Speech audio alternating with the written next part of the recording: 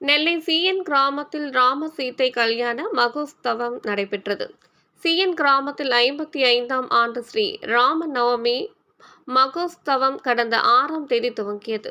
தினம்தோறும் ராமருக்கு சிறப்பு பூஜைகள், வேத பாராயணம், பஜனை, உபன்யாசம் ஆகியவை நடைபெற்றது.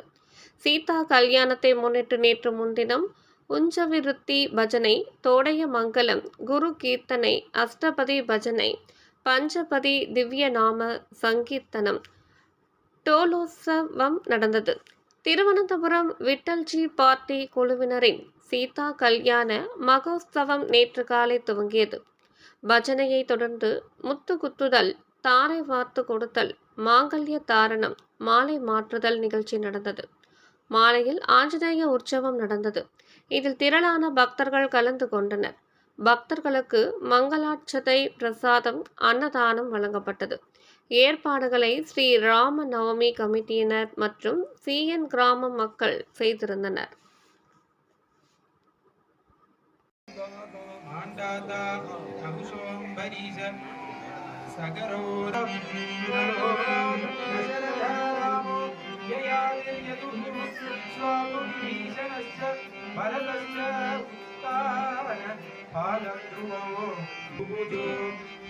प्रतिदिनं कुर्वन्तु वा मङ्गलं